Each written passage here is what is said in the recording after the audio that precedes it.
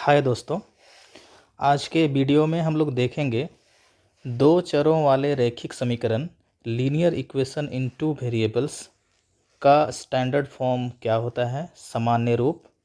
और साथ ही देखेंगे इसमें किस तरह से हम लोग जब इसका ग्राफ बनाएंगे। Linear equation in two variables, दो चर वाले रैखिक समीकरण का जब हम लोग ग्राफ बनाते हैं तो वह एक रेखा बनता है। जब भी ग्राफ बनाएंगे तो वह एक रेखा बनता है। और हम लोगों को समझना है कि दो चरों वाले रैखिक समीकरण के युग्म हों, यानी कि दो रेखाएं हों अलग अलग, तो वो दो रेखाएं किस तरह से एक दूसरे को प्रतिच्छेद करेंगी और उससे हम लोगों को कितने हल मिलेंगे। साथ ही हम लोग देखेंगे दो चरों वाले रैखिक समीकरण को हल कैसे करते हैं। सबसे पहले दो चरों वाले रैखिक समीकरण का सामान्य रूप जैसा कि आप देख रहे हैं, ax जोड़ by जोड़ c बराबर 0 होगा, जहां a, b और c आपका वास्तविक संख्या होगा, रियल नंबर होगा। इसका उदाहरण देखते हैं। यहाँ पर मैं आप देख रहे होंगे उदाहरण। सबसे पहला आप देखें 7x माइनस 15y बराबर 2। तो सबसे पहला तो ये चीज़ है कि ये सामान्य रूप में नहीं है। इसका सामान्य रूप क्या हो जाएगा? इसका सामान्य रूप हो जाएगा 7x माइनस 15y, और इस 2 को हम लोग बाईं ओर ले आएंगे तो ये बराबर 0। ये इसका सामान्य रूप है, जहाँ पर ये हो गया आपका a, b हो गया -15 और c हो गया 2। इसी तरह से ये आपका उदाहरण है, इसको भी सामान्य रूप में लिखना है, ये भी सामान्य रूप में आप लिख पाएंगे। अब हम लोग मान लेते हैं कि दो चर वाले रैखिक समीकरण के दो एक युग्म है, एक पेयर है दो चर वाले रैखिक समीकरण का, ax जोड़ b1y जोड़ c1, और दूसरा है a2x जोड़ b2y जोड़ c2 बराबर 0 इक्वल टू 0। ये आपको इक्वल टू 0 है। ये दो युग्म हैं। तो आप क्या करेंगे? सबसे पहले आप यहाँ पर मैं a1 और a2 निकाल लेंगे, जैसा कि आप सारणी में देख रहे हैं। a1 और a2 आप निकालेंगे और फिर b1 और b2 बटा में आप निकाल लेंगे, रेशियो निकाल लेंगे इसका। और निकालने के बाद आप देखेंगे अगर दोनों बराबर नहीं हैं तो उसका जो ग्राफ होगा, जो ग्राफ बनेगा, वह प्रतिच्छेद करता हुआ रेखा होगा, जैसा कि आप यहाँ देख रहे हैं, प्रतिच्छेद करता हुआ रेखा। अगर तीनों आप तीन रेशियो निकालते हैं, a1/a2, b1/b2 और c1/c2, ये आपको क्वेश्चन में दिया हुआ होगा, अभी हम लोग क्वेश्चन भी करेंगे। ये तीनों का हम लोग अनुपात निकालते हैं। अगर ये तीनों बराबर आता है तो समपाती रेखा होगा। समपाती रेखा यहाँ पर आप देख रहे होंगे दूसरे नंबर पर, एक के ऊपर में जस्ट दूसरा रेखा होगा, इसको समपाती रेखा कहेंगे। और साथ ही ऐसा भी हो सकता है कि a1/a2 और b1/b2 बराबर हो और c1/c2 इन दोनों के बराबर ना हो, तो समांतर रेखाएं होंगे, जैसा कि आप यहाँ देख रहे हैं। और समांतर रेखाएं होंगी तो आप गौर करें कि क्या समांतर रेखाएं कहीं पर भी इनकी मुलाकात हो रही है? कहीं भी ये मिल नहीं रहे हैं। तो कहीं मिल नहीं रहे हैं तो इनका कोई भी हल नहीं होगा। और जहाँ पर में मुलाकात हो रही है, इसमें देखिए कि दोनों रेखा पूरी तौर पे शुरू से लेकर आखिरी तक मिल रहे हैं, तो इसके कितने हल होंगे? इसके अपरिमित रूप से अनेक हल होंगे। और जो यहाँ पर में पहला नंबर है, दो रेखाएं एक दूसरे को प्रतिच्छेद कर रही हैं। कितने जगह प्रतिच्छेद कर रही हैं? केवल एक बिंदु पर, बीच में। तो इसीलिए इस स्थिति में केवल एक हल होगा और वो अद्वितीय होगा। केवल एक हल होगा, अद्वितीय होगा। जी हाँ, तो आप समझते चलें कि प्रतिच्छेद करती हुई रेखाएं को हम लोग इंटरसेक्टिंग लाइंस कहते हैं, और जो समपाती होता है उसको कोइंसिडेंट, और पैरेलल को समांतर रेखाएं पैरेलल लाइंस हो जाएंगी। इसका एग्जैक्टली वन सॉल्यूशन होगा। इस स्थिति में इन्फिनेटली मेनी सॉल्यूशन, और इस स्थिति में कोई सॉल्यूशन नहीं होगा। चलिए कुछ उदाहरण से इसको समझने की हम लोग कोशिश करते हैं। अब आप देख रहे हैं आपके स्क्रीन पर दो क्वेश्चंस हैं। सबसे पहले दूसरा नंबर क्वेश्चन देखते हैं। अनुपातों A1/A2, B1/B2 और C1/C2 का तुलना करना है, और तुलना करके हम लोगों को जांच करना है कि इसके द्वारा जो युग्म ग्राफ बनेगा, इन युग्मों के द्वारा जो ग्राफ बनेगा वह एक बिंदु पर प्रतिच्छेद करती है, समांतर है अथवा संपाती है। तो सबसे पहले क्वेश्चन नंबर 2 का पहला नंबर हम लोग यहाँ देखेंगे। पहला नंबर जो क्वेश्चन है इसमें देखते हैं कि A1 आपका 5 है, A2 है -4, B1 है -4, C1 है 8, A2 है 7, B2 है 6 और C2 है -9। इनका अनुपात हम लोग निकालेंगे। A1/A2 करते हैं। तो A1 आपका 5 है, A2 7 है। ये दोनों अभाज्य संख्या है प्राइम नंबर से, ये दोनों किसी भी संख्या से भाग नहीं जाता है, तो ये इसका फाइनल हो गया। इसके बाद हम लोग निकालते हैं B1/B2। आपका B1 है -4 और B2 है 6। इन दोनों को हम लोग 2 से डिवाइड कर सकते हैं। 2 2 जब 4 और 2 3 जब 6, तो ये हो जाता है -2/3। 2 दूना 4, 2 तिया 6। तो आप इन दोनों को देखिए, A1/A2 आपका आ रहा है 5/7 और B1/B2 आ रहा है -2/3। क्या ये दोनों बराबर है? तो ये दोनों बराबर नहीं हैं। तो अभी अभी हमने पढ़ा था, अगर बराबर ना हो इन दोनों का अनुपात तो यह होगा प्रतिच्छेद करता हुआ रेखा, और इसका हल केवल एक होगा, प्रतिच्छेदी रेखाएं। आई होप आपको समझ में आ रहा होगा। चलिए अगला क्वेश्चन देखते हैं। यहाँ देखते हैं क्वेश्चन नंबर 2 में A1/A2, A1 आपका 9 है, A2 18 है, 18 है। तो इसको हम भाग करते हैं, 9 का 9, 9 दूना 18, तो ये होता है 1/2। इसी तरह से इसको भी हम लोग डिवाइड करेंगे, 3 का 3, 3 दूना 6, ये आया 1/2। इसको डिवाइड करते हैं, 12 का 12, 12 दूना 24, ये भी आया 1/2। आप देखेंगे कि 1/2, 1/2, 1/2 का मतलब हुआ कि ये तीनों अनुपात आपस में बराबर हैं, और बराबर हैं का मतलब हुआ किस तरह का रेखा होगा? जी हाँ, आपने सही समझा, संपाती रेखा होगा। ये दोनों दो रेखाएं होंगी, संपाती रेखाएं होंगी, कोइंसिडेंट लाइंस। क्वेश्चन नंबर 3 इसी तरह से आप लोग गौर करें। क्वेश्चन नंबर जो 3 है, इसमें ये 6/2 आपका हो जाएगा 1/3, 6/2 हो जाएगा 1/3, और ये हो जाएगा -3/-1 आपका होगा 3। तो ये फिर से बराबर नहीं है, तो इसका जो आंसर होगा प्रतिच्छेदी रेखाएं हो जाएंगी। यहाँ पर मैं एक छूट रहा है पैरेलल वाला, यहाँ पर क्वेश्चन नहीं है, लेकिन आप देखेंगे कि A1/A2 और B1/B2 बराबर हो और C1/C2 बराबर नहीं हो, तो उस स्थिति में आप उसको कहेंगे कि जो लाइंस है वह समांतर है और उसका कोई भी हल नहीं है। चलिए आगे देखते हैं। एक क्वेश्चन नंबर 3 भी है आपके सामने में।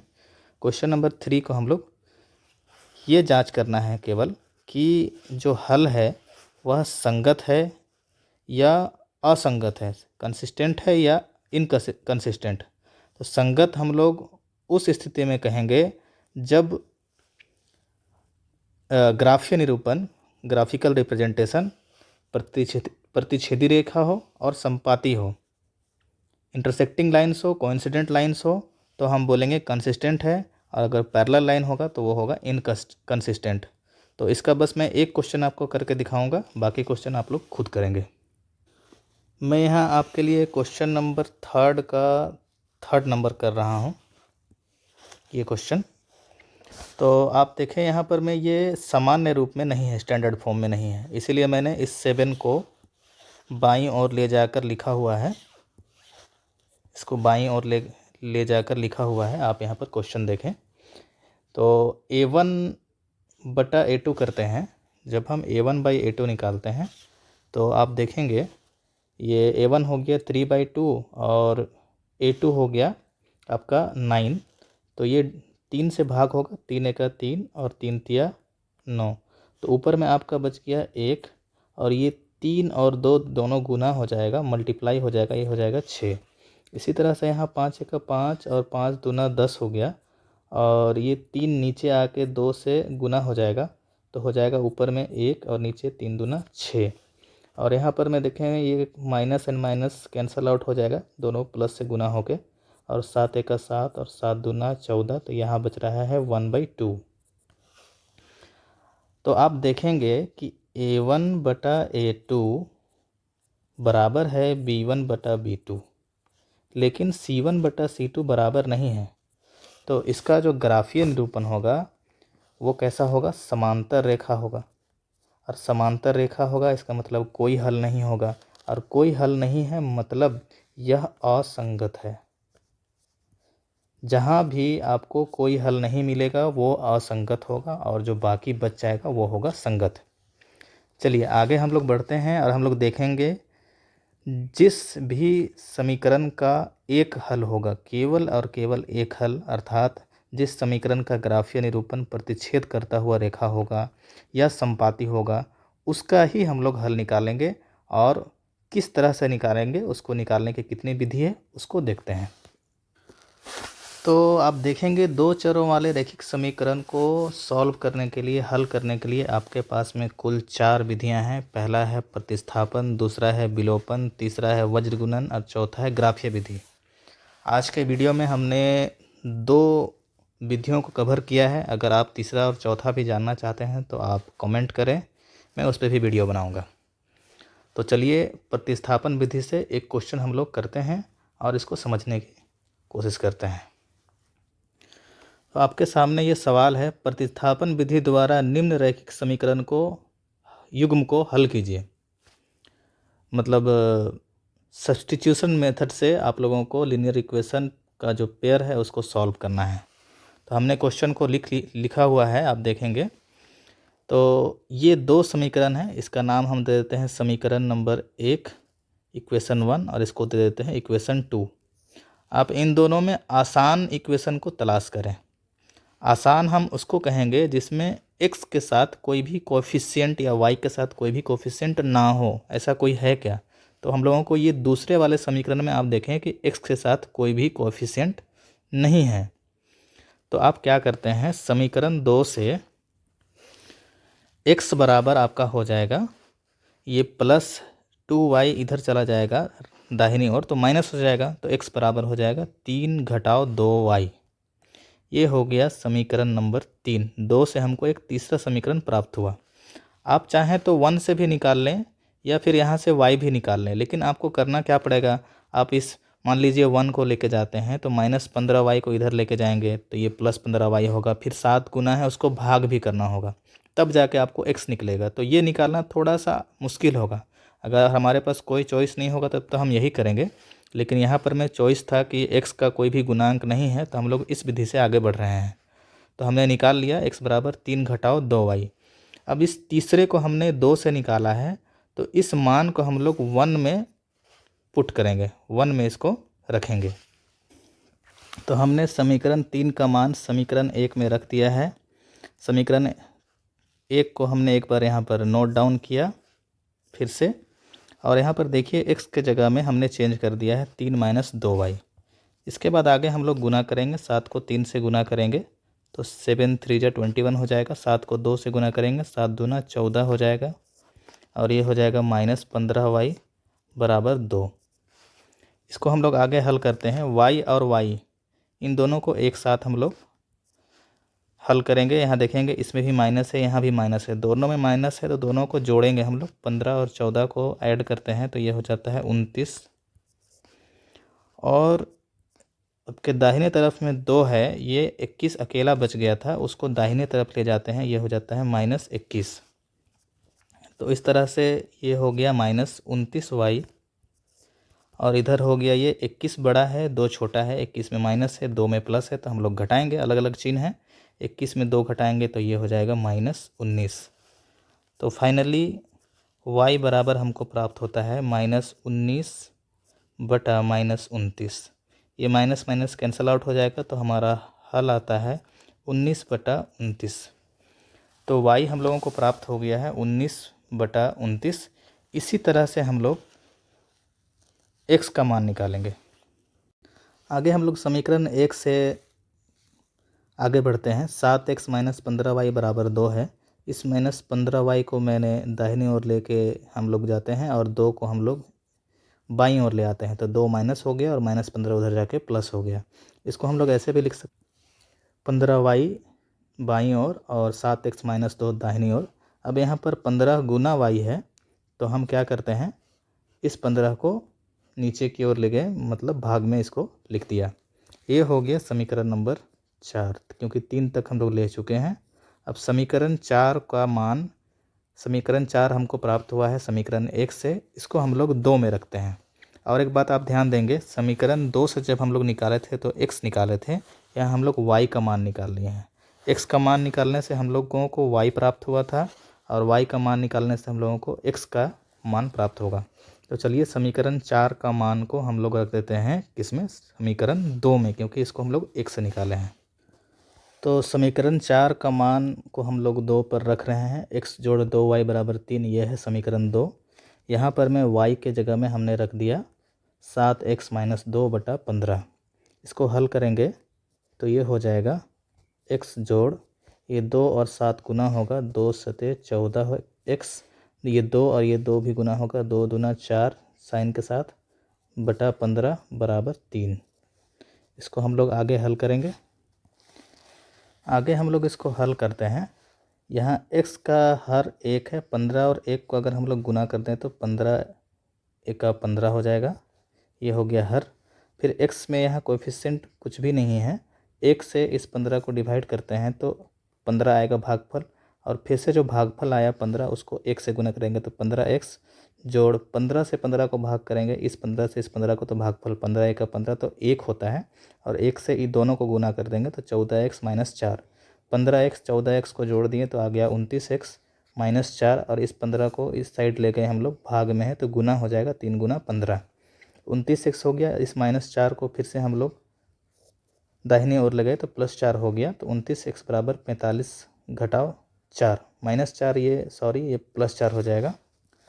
तो ये 45 जोड़ 4 हो गया 49, और ये 29 इधर गुना में है तो इधर आके भाग में हो जाएगा। तो x का मान निकल गया 49 बटा 29 और y का मान निकल गया 19 बटा 29। यही हमारा प्रतिस्थापन विधि से हल हो गया। अब हम लोग आगे देखते हैं, एक और विधि है विलोपन विधि, जो आपको हो सकता है इससे थोड़ा ज़्यादा आसान लगे। तो चलिए शुरू करते हैं। तो विलोपन विधि से हम आप लोगों को बताने वाले हैं, ये तो हालांकि क्वेश्चन प्रतिस्थापन विधि से हल करने का है, लेकिन मैं आपको इसी क्वेश्चन को विलोपन विधि से हल करके बता रहा हूँ। क्वेश्चन नंबर 4 को हम किसी भी विधि से हल करें, आंसर वही आएगा। इस क्वेश्चन में दशमलव है तो क्वेश्चन को देख के थोड़ा डर डर सा लगता है, लेकिन आपको करना क्या है कि सभी में देखिए दशमलव के बाद 1 अंक है, तो आप 10 से पूरे समीकरण को जब गुना कर देंगे तो ये दशमलव ख़त्म हो जाता है। तो हमने 10 से गुना किया तो ये हो गया 2x जोड़ 3y बराबर 13 और 4x जोड़ 5y बराबर 23। अब विलोपन विधि में हमको करना क्या होता है कि हम लोग x का गुणांक को देखेंगे या फिर y के गुणांक को देखेंगे। तो हम लोग x का गुणांक 2 है और यहाँ भी x का गुणांक 4 है, इन दोनों को बराबर करना है। तो ये 4 है तो इसको भी 4 कर लें, या 2 ये है तो इसको 2 कर लें। तो हमारे लिए आसान गुना करना होता है, ना कि भाग करना। तो हम लोग गुना करेंगे समीकरण 1 को 2 से। तो हम समीकरण 1 को 2 से गुना करते हैं और समीकरण 2 के साथ में क्या करेंगे, यहाँ पर में जोड़ लगाएंगे या घटाव लगाएंगे, ये हम लोग समझेंगे। तो 2 से गुना करने पे ये हो जाता है 2 दूना 4x, और यहाँ हो जाएगा 2 तिया 6y, और यहाँ हो जाएगा 13 दूना 26। और समीकरण 2 को हम किसी संख्या से गुना नहीं करेंगे, क्योंकि हमको ये बराबर करना था 4 4, तो ये तो हो गया है, तो गुना करने की कोई ज़रूरत है नहीं। अब इन दोनों को आप देखिए, ये 4 में प्लस है, ये 4 में भी प्लस है। दोनों में अगर चिन्ह एक हो तो हम यहाँ पर माइनस का साइन लगाएंगे बीच में, और अगर दोनों में चिन्ह अलग अलग होगा तो प्लस का साइन लगाएंगे। इस बात का ध्यान देंगे। तो हम यहाँ माइनस का साइन लगा दिए, तो उससे क्या होता है, यहाँ प्लस है नीचे में, ये हो जाएगा माइनस, ये भी माइनस और ये माइनस, जो भी साइन होगा उसका उल्टा हो जाएगा। तो 4 में 4 घटाएंगे तो आपका हो जाएगा ये 0। 6 में 5 घटाएंगे, क्योंकि 5 का चिन्ह अब माइनस हो गया है तो घटाना होगा। 6 - 5 करेंगे तो 6 - 5 1 होता है, तो 1y यही है। 26 में 23 घटाएंगे तो 3 हो गया। तो हम लोगों को y का मान निकल चुका है। इतना आसानी से देखिए y बराबर 3 आ गया है। इसी तरह से हम लोग y के जब गुणांक को मिलाएंगे तो हम लोगों को क्या मिल जाएगा, x का मान निकल जाएगा। तो चलिए शुरू करते हैं y के मान को निकालने की प्रक्रिया। तो y का गुणांक आप देखिए, यहाँ 3 है, यहाँ 5 है। इन दोनों को बराबर करना है। तो क्या करते हैं, समीकरण 1 को 5 से गुना कर देते हैं और समीकरण 2 को हम लोग 3 से गुना कर देते हैं। तो समीकरण 1 को 5 से गुना किए, 5 दूना 10, 5 तिया 15 और 13 पचे 65। इस तरह से समीकरण 2 को 3 से गुना कर रहे हैं। 4 तिया 12, 5 तिया 15 और 23 गुना 3 69। अब गुना करने के बाद हम देखते हैं कि 15 15 दोनों y का मिल गया है, मतलब इनका जो गुणांक है, और दोनों में चिन्ह भी एक है। तो हम यहाँ पर में माइनस करेंगे, इसको घटाएंगे ही, और इधर साइन चेंज हो जाएगा, यहाँ माइनस, यहाँ माइनस, यहाँ भी माइनस। अब देखिए 10 में 12 घटाएंगे तो 12 बड़ा है, तो हम लोग उल्टा घटा देंगे। 12 में 10 तो आ जाएगा -2x। माइनस इसलिए क्योंकि 12 से घटा रहे हैं, बराबर ये 15 घटाओ 15 0 हो गया। फिर यहाँ पर में 69 और 65 है, तो 69 बड़ा है 65 छोटा है, तो 69 से 65 को माइनस करेंगे तो 9 - 5 हो जाएगा 4, और माइनस दोनों तरफ माइनस माइनस कैंसल आउट हो जाएगा। तो x बराबर हो जाएगा 4 / 2, तो 2 एकम 2 और 2 दूना 4। तो यहाँ से x हम लोगों को प्राप्त हो जाता है 2। यही आपका इस क्वेश्चन का उत्तर है। तो x बराबर 2, y बराबर 3 इस समीकरण का हल हुआ। आई होप आप लोगों को समझ में आया होगा। अगर आप लोगों को इसी तरह से कोई डाउट होता है, किसी टॉपिक पे डाउट है, तो आप लोग मुझे कमेंट बॉक्स में मैसेज कीजिए, मैं उस पर वीडियो बनाऊंगा। और आई होप कि आपका इसी तरह से डाउट्स क्लियर होता रहेगा, और आप लोगों का जो मैथमेटिक्स है, गणित है, वो अच्छा होगा, और आप लोग इसको अच्छे से सीखेंगे और इम्प्लीमेंट करेंगे। Thank you for watching.